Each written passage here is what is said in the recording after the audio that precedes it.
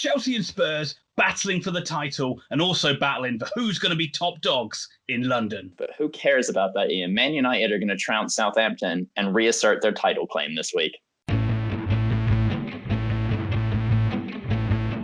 United!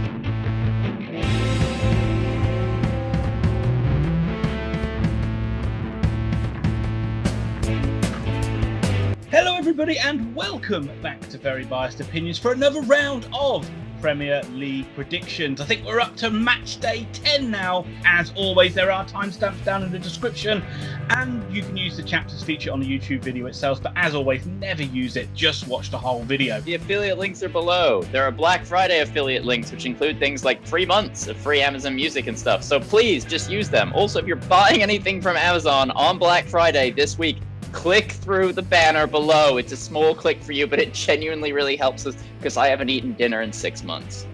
That's a workout thing.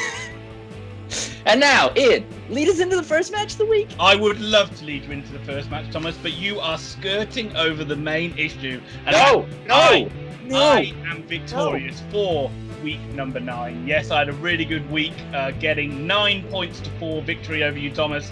I think I got 7 scored, forecast correct, 1 correct score at the end. I'm back in the game, folks, only 1 behind, leading into match day 10. I'm on a bit of a winning streak as well. And I will lead you into the first match. It is Chelsea versus Tottenham Hotspur. This is the match you've given me to look at and come up with something interesting to say. And let me tell you, I could not be more excited to see Mourinho come up against Frank Lampard. It's going to be freaking awesome. I thought you were going to say, I couldn't think of anything. I considered going with that title a bit, but I think you've heard it enough times. We actually, I don't think as a viewing public, have any idea which side is going to put what team out at this point. I was looking at Spurs, and you look at what they did last week, where they didn't play Moura or Gareth Bale. They played Bergwijn, which really kind of messed with City. They weren't expecting that. They weren't prepared for that. And you know that that's what Jose Mourinho loves to do. On top of that, Jose Mourinho does not stick to the same formation ever. He's played a 4-2-3-1 something like 40% of the time, and outside of that, he just changes it. Is it a 4-4-2? Is it a 4-5-1? Is it a 5-3-2? You don't know what you're going to come up against, and he loves to tinker. So expect him to mess with Frank Lampard. He has got 20 years of management experience on Frank, but Frank has the biggest squad in the Premier League. I was looking at it, and I was like, oh, their team just writes itself. Like, it'll be Kovacic, Kante, and Mount across the midfield. What about Havertz? Where's Havertz? Where's Jorginho? Where are they going to play? Are they going to play in this match? And then you're like, well, we got Abraham, Ziyech, and Werner up front. And you're like, yeah, but maybe Werner starts as the striker, or Tammy Abraham's there, and Olivier Giroud, and you're just like, there's so many players. Oh, Christian Pulisic is fit now. Oh, Callum Hudson-Odoi is fit. You don't know what you're going to get. We do know that there is no way in hell Chelsea come out with anything other than a 4-3-3, and they will play a full press, attack as hard as you can, try and score as many goals as you can. Ziyech has just become the playmaker now. They get the ball to him and they look for him to just find some space and release a player. If he's on form, it's going to be a really good game. With Spurs, I think they're going to sit back. I think they're going to treat Chelsea the exact same way they treated Man City. I think they're going to look to break. They're going to look to use Kane as that kind of target man and Son running off him the entire time. I think Ndombele probably plays again. He's looked quite good this season, although he wasn't great against City. I think Gareth Bale plays, though, and I think they really try to utilize the pace against this Chelsea side. What do you think is going to happen, Ian? Mourinho's the one who's got all the sort of tactical decisions to make, but that's mainly just because that's always what he does it. Frank Lampard seems pretty set on his starting 11. They had a really comfortable win against Newcastle. Werner looks great every time I've seen him, even though he's completely unpredictable. He shoots when he should pass, he passes when he should shoot. Arguably, Chilwell's been their best signing. He's been excellent so far. Seems to influence the game in both penalty areas. Had a big hand in pushing the Newcastle player into the net for the first goal. But I have to come back to Spurs. The way they controlled that game against City was so impressive. The way they snuffed City out and were so organised in their system and their shape, and then hit them on the break so well.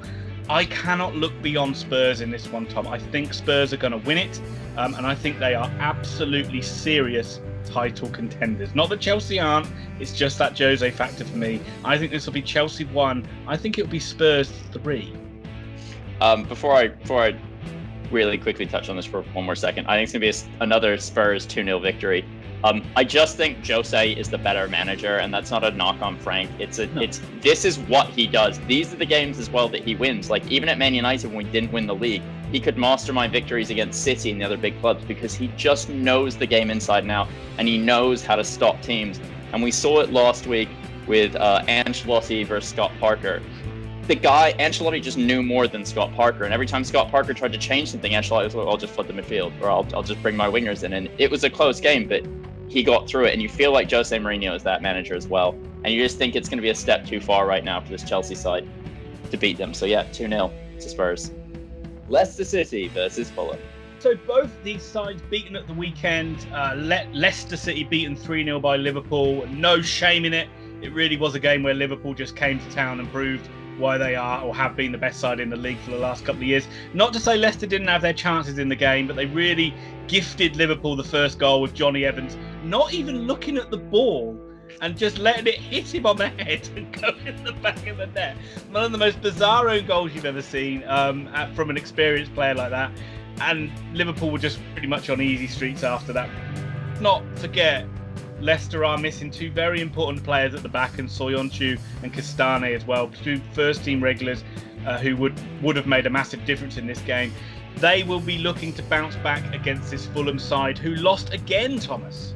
I can't get enough of watching Fulham with penalties. It's easily my favorite part of the week. 2 weeks ago, it's the world's worst Panenka, and this week, he's looking at the ground, but that is just shocking. And it's shocking that they've now missed, I think, is it 3 of them this season?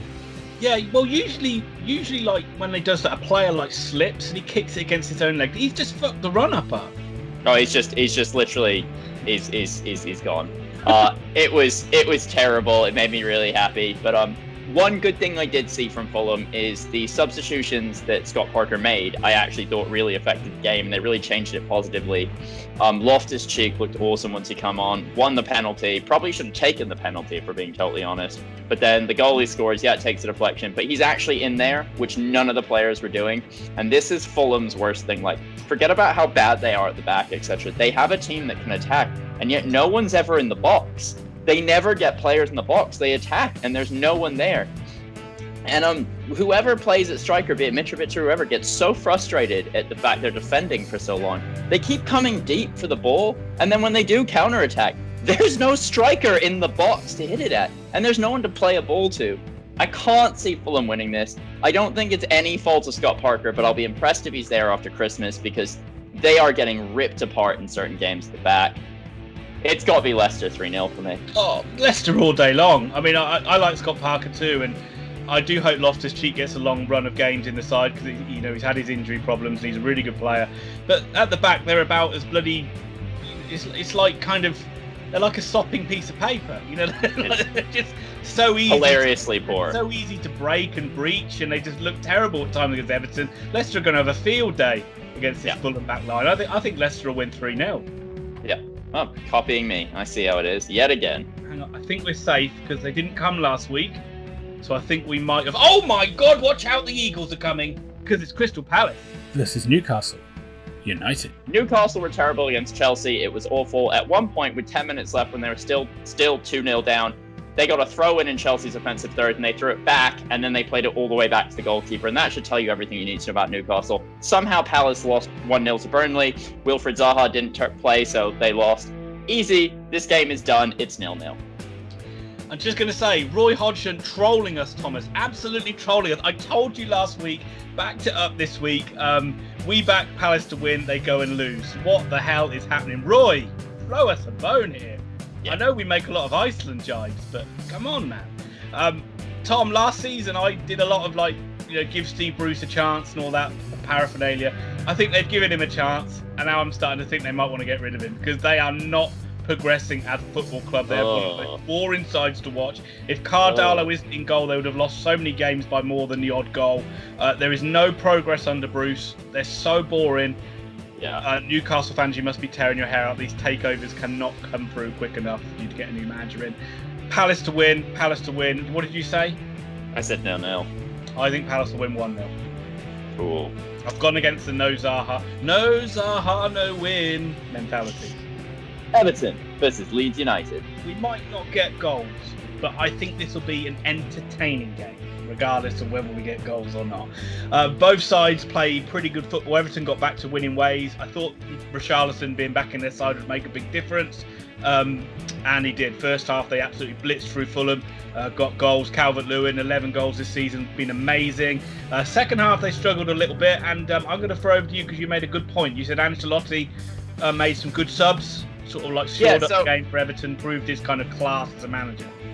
Yeah, I mean, really, it was really funny. At the beginning of the match, Everton were all over Fulham, and the commentators, Martin Keown especially, just kept being like, oh, well, you know, Everton, they're just so much cleverer. Scott Parker can't handle this. Scott Parker can't handle managing against a bloke that's managed his way to 3 European championships. Shock-ing horror. Second half, Scott Parker had him on the ropes. He got his team in order, he had them playing much tighter, and the substitutions he made just completely bamboozled Everton for a solid 15 minutes. Ancelotti then had to throw a bunch of centre midfielders on and just clog out the middle of the park because he could see that Fulham were really trying to work for the middle. The Loftus-Cheek goal comes from them getting a ball into that box and really close, like a close-in cross, not, you know, miles out looping in. And he just did a fantastic job managing the game. James Rodriguez got a lot of stick in that match from the commentary team for It was second half though, wasn't it? Second half he went missing, and it was good that Ancelotti kind of like just he wasn't playing great, so take him off, get Davis on, who's like a combative midfielder. It was a good decision. I mean, they just love it. I mean, don't worry about commentators. James Rodriguez played more than well enough in the first half, I thought. It was brilliant. Everything went through him, and that's the thing, is like Everton, and I said this in our last video, they're a first half team. They will come at you in the first half, and they come at you hard, because then they can set up shop in the second half and just sit through it. And you know, listen to this man. Everton are first half team. Remember that, folks. That's why I won predictions last week. You can get to 0-0 against them at half time. You got a good chance of beating them. You're gonna win. And speaking of teams that drew 0-0, Leeds United, and how they drew 0-0, I do not know, but they were still brilliant to watch. A lot of fun. The football they play is absolutely brilliant. They'll be kicking themselves though for not getting a winner. 3 times they hit the woodwork. Obviously Bamford hit the woodwork once, and you know, Leno in the Arsenal goal did have a good game, but this was a golden chance to get a win on the board. A lot of people have been slagging off Leeds after a couple of 4-1 defeats as well, and I think they just need to just relax. You know, they're a good side. They're finding their feet. Just got promoted. It's not like Leeds of 15 years ago. They're Alan Smith, Martin Viduka, like Batty. None of these players are out there, right? Like, this is a whole new team. They're really young. And the fact that they can go to Arsenal and just beat them up for 90 minutes, essentially, and not aggressively. They were just a better side. Yeah. They just looked like man for man better. It was. I still think they got some work to do at the back. Their defence doesn't look very strong. And Bielsa's got some lifting work to do, because when he's on his haunches, Tom, just to give you a lifting update, those feet are not flat. Those heels are in the air. The back is bending. The feet aren't flat. It's poor form. It's really just poor form. I think we're both going to go high scoring in this, so aren't we? What do you reckon? Bielsa's kind of my manager spirit animal this season, so I've got to go with Leeds. Leeds to beat Everton 3-2. I'm going in the reverse. That was the thought of my mind. I just think Everton will get another high-scoring win, 3-2 to Everton. Really quickly, Dominic Calvert-Lewin, it's unreal. Boy, isn't he? He's just a different man. He's just so good in front of goal. Like the second one where he just gets in front of his man and he just he pings it into the net from 5 yards out. It's perfect. It's such a good goal. West Ham United versus Aston Villa. I started getting obsessed by players like Jack Grealish, who look just so good that you just can't imagine they'll have a bad game, and then their team go out and lose. And I'm just left with thinking, what do I think of this Villa side? I don't know which Villa side we're gonna get. How did they let Danny Welbeck score on them? How? Well, Tom, I got a theory on that. I think that Dean Smith was in Istanbul the night he saw Man United play Istanbul Başakşehir, and he's copying that defensive line that they played for the first goal, trying to play offside in the other side's half. Ridiculous. Unbelievable. West Ham won 1-0. It was not a confident, thrilling victory by any stretch. It was a really good goal from Haller that ends up winning it. And I don't know what I think of either of these two teams, so actually I'm going to let you finish this off, because I don't know. I mean, I talked about when Villa beat Arsenal that Dean Smith will just be searching for consistency, and obviously he hasn't found it. It was such a shoot themselves in the foot performance against Brighton, because they had chances as well, and Trezeguet missed an absolute sitter. It wasn't a good day for Watkins either, and it's the first of two contentious penalty decisions of the weekend as well. Let's not forget that. VAR changing the rule book up again, decided that was a penalty a few weeks ago, I'm sure, and now the merest nick on the ball is now going to be not a penalty. It's a crapshoot every week, isn't it? I can't do it. But apparently that's not a penalty. I mean, but I will say, West Ham, they look a lot better under. Moyes is certainly putting his imprint on this side. They look solid. They look strong. They don't look as fragile as they did at times last season. And to just grind out a 1-0 win was good. Haller getting a goal is important for them as well. This one's tough, isn't it? I think I might go for my first draw of the weekend. I think a nice, plucky 1-1 draw. Well, Ian, I think the mistake you make here is you forget that all David Moyes does is win. Oh, no. Win. So David Moyes and West Ham beat Villa 2-1.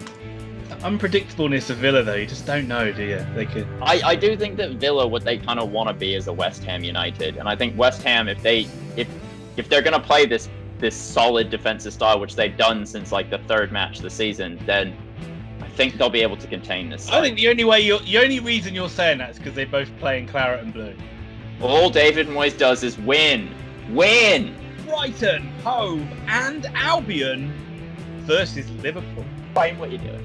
Firstly, you signed Danny Welbeck. You signed him, which goes against everything I stand for. But then you played him again, everything I stand for, and he scored. I can no longer show you any support, nor can I show you any support, because how did you win that game, and where did that performance come from? I don't know. I don't know. Liverpool are very good at football. That I know. Thomas. Yes. Gareth Southgate, I implore you, get down to the Amex and check out this Welbeck kid. Fuck Kane. Fuck Calvert-Lewin. Fuck Danny Ings. This is the man you want up front in the Euro. Jokes aside, him and Maupay did actually look pretty good up top, and Dunk coming back made a difference for Brighton. March got the winning goal, but Solly March coming back made a difference for Brighton as well. I'm glad they finally got a win, so we don't have to do the common oh, stop me if you've heard this one before joke.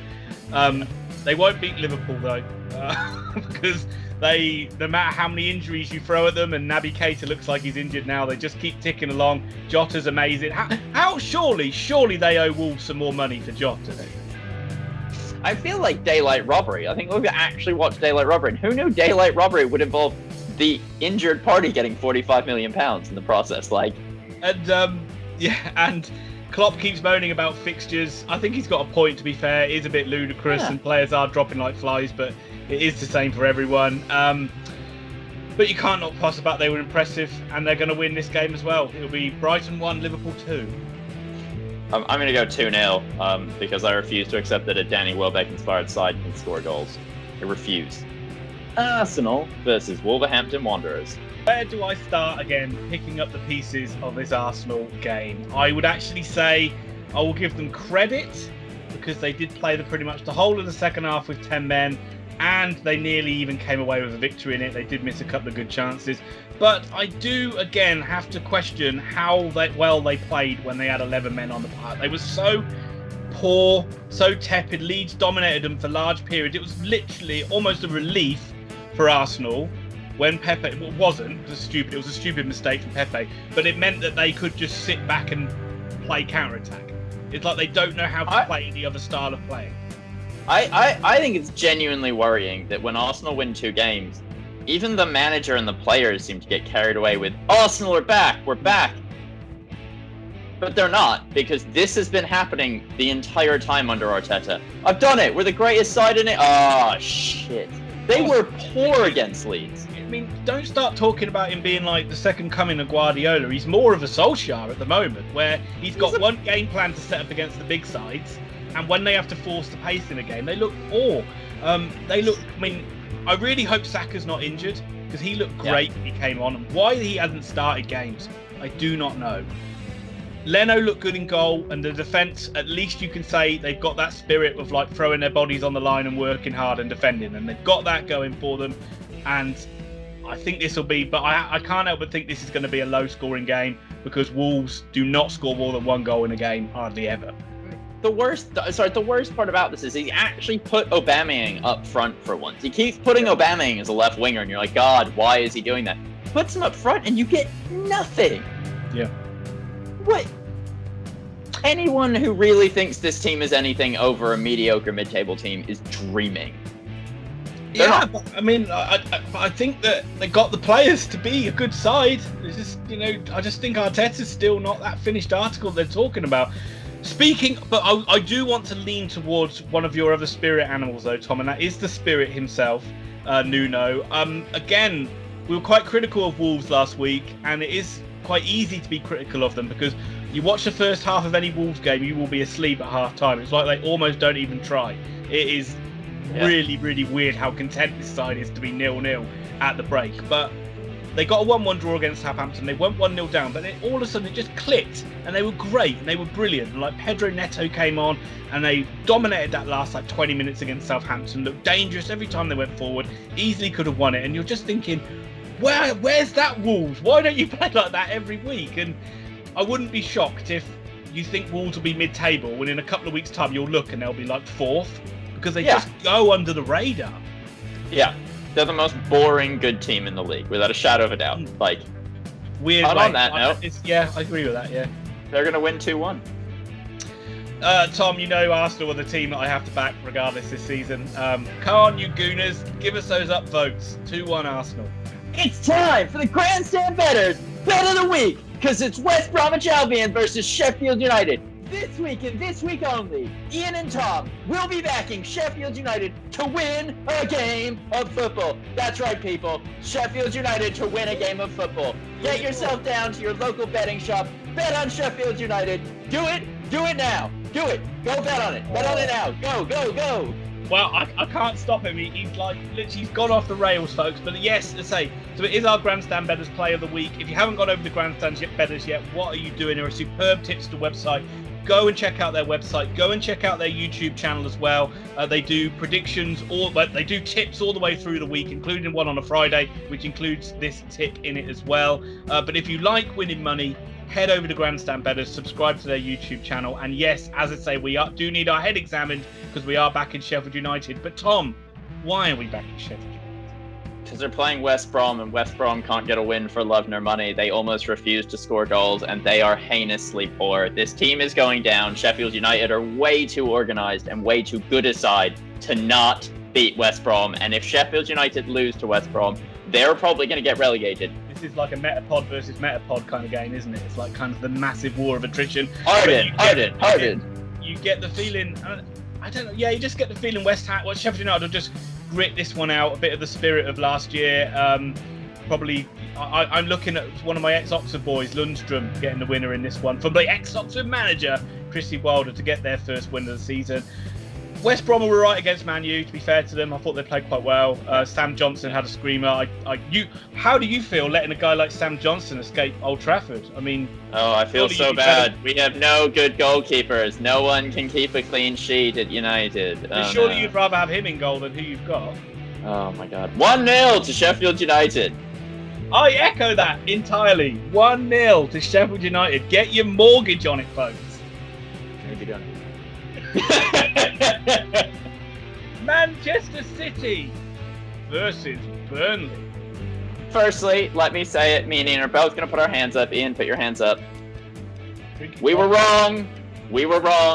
City are not going to win the title this year. There is no chance in hell of them winning the title, because this City team are an absolute dumpster fire. That's right! The dumpster fire is back this season, but it's no longer Arsenal Football Club.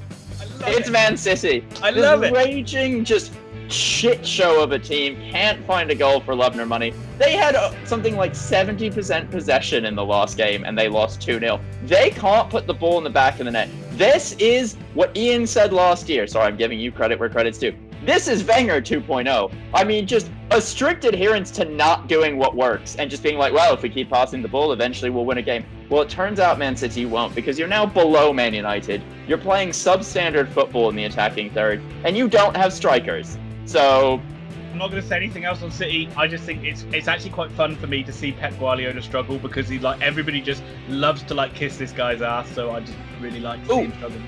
Go for him. Ederson. I think we were both in agreement about that. Both the goals were his fault, by the way, in the last game. And City, this isn't me attacking you because you're City. Why is he charged like 16 yards out of his line to try and stop Son, who's driving diagonally across the box at that point? And on the second one, if he just stays on his post, it's not going in. But he runs out again. And I know that that's part of his game and stuff. But when your team's having a bad year, you can't go rogue as the goalkeeper. And no one spoke about it. But both of them are goalkeeping errors. Especially the Son one, because he's just ended up in no man's land. Really, he could have just easily stayed on his line. And as you said, Son's got nowhere to go. I do think this is almost like the perfect game for Man City to have now, though, up against Burnley. Tom, put your hands in the air. Put your hands in the air. I'm sorry. I don't think Burnley are going to finish mid-table like we predicted in our predictions. But they did get their first win of the season. A typical Burnley performance. Very, very battle-scarred and hard-fought win. 1-0 over Palace. Chris Wood with the early goal, and then they shut it out. Me and Tarkowski back in the back line. They are clean sheet machines, Tom. 7 out of the last 10 games they've played together has been a clean sheet for Burnley. And above all else, let's just not forget the fact that, this is a side that is always going to fight, is always going to battle, it's always going to give you a performance. Burnley fans should always be proud of this side, because you are doing wonderful things in this league, under Sean Dyche. I do think that this one's going to be a 2-0 win for Man City, and that is all they're going to get, I'm afraid. Maybe even one of them is going to be a penalty. It's going to be 1-0 because Man City refused to score, and it's not even going to be them that score it. They're going to someone's going to hit the ball, and it's going to bounce off Tarkowski's calf and loop over Nick Pope somehow. Maybe they'll bring Aguero on, and they'll be like, oh yeah. Oh, that's how you score. Oh, you just shoot. As always, we're 9 games deep, and we roll into the final match. Who is the favourites for this one, folks? I do not know. It's too tough to call, but I do know it's time for the main event. Southampton Football Club versus Manchester United. 2-game winning streak for Man United. Ollie, oi, oi, oi. Boy. Glory times back at Old Trafford to tell you more about it. Resident expert and Manchester United fan, Thomas Pickering. Let me very quickly state that it's Tuesday evening right now. Man United will be playing in a little bit, and in all probability, they'll put 11 men forward, including the goalkeeper, on a corner. Basaksehir will break, they'll score a goal, Man United will fall apart. At some point, Lindelof or Maguire will disappear, and Man United will lose 2-0, and the Thomas you see next week will be far angrier than the Thomas you see this week. The Thomas you see this week is at least watch Man United win 2 matches in the Premier League, scored 4 goals, conceded 1.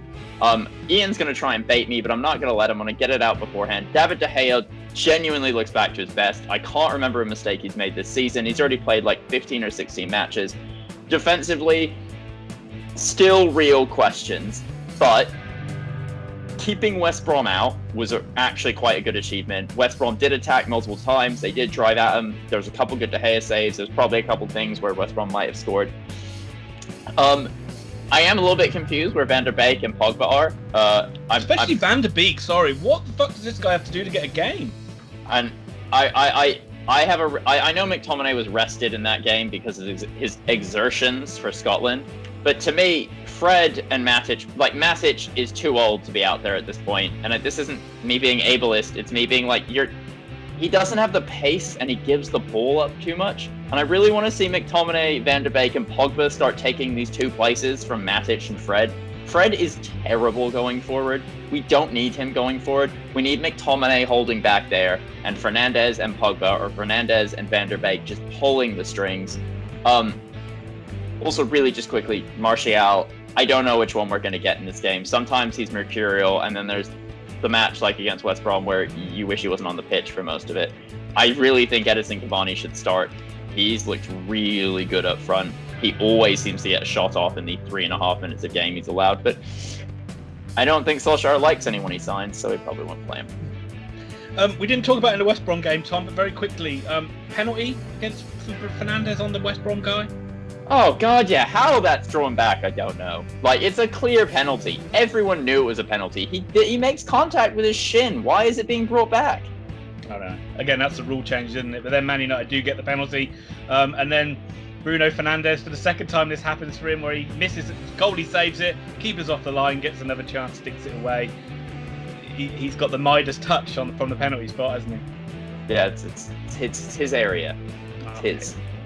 But do not underestimate the Saints, Thomas. And let's just say what you said about De Gea. I think it's more about having a guy like Maguire at the back, keeping De Gea, keeping the mistakes down for David De Gea. No. But this Southampton side is absolutely brilliant. I will say, without Danny Ings, we did think they might be a little bit toothless. It's a pretty obvious statement to say, and that was evident against Wolves. They didn't quite look as sharp up front as they have done in recent games. But that is 7 games unbeaten for Ralph Hasenhüttl's side, at 5th in the And we're league. stopping it there. You may well do, Thomas. I actually think you will as well. Spoilers. But it's this will not be an easy game for Man United. Southampton are going to be in. Well, we've talked about other teams that have taken the lead against Man United and then sat back, like Everton and Newcastle. Saints will not do that. They will be in Man United's face. They'll be pressing them. They will be making this a hard game. And they've got pretty good defence as well to see it out when things do get tough. So you would think I'm absolutely mad for backing Manchester United, but I am going to back Man United. But I'll let Tom give his score first. I'm going to give my story and tell a story. It's going to be 3-0 to Man United, but for the first half, you're going to think Man United are losing the game. For at least 40 minutes of it, Southampton are going to be all over Man United. Southampton are going to come within an inch of scoring. Man United are going to go up the other end, score a goal, and somehow in the second half, they'll get 2 goals randomly against the run of play as well. I don't think it's going to be 3-0, but I think Man United will win. But I do think if Southampton get the first goal in the game, Man United will not win this game. But I am going for a 2-1 Manchester United win, with Ollie having to be chased out of St Mary's by the police for absolute daylight robbery. Yeah. I like that neither of us can see them deserving this win, but we both think they're going to win.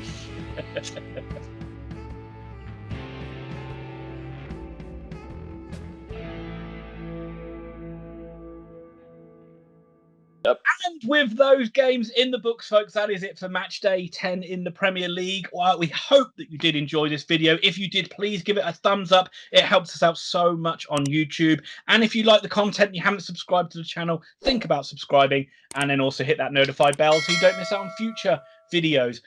As always, go and click on those affiliate links, as Tom talked about in the start. They're all down in the description, and go over to Grandstand Betters and win yourself some money. Check out the cards that you see in the top corner. We've got some links to some great videos that we've done recently as well. And also there's some good videos linked at the end, in the end card, that we definitely think you should check out. One final thing, please give us your comments. We always like all your comments. I'm crap at responding, but Tom will certainly get back to you in a timely manner. And I don't think there's anything else to add. Tom, do you have anything else to add? Bingly bongly. Perfect. A prophet of knowledge as always. We'll see you soon.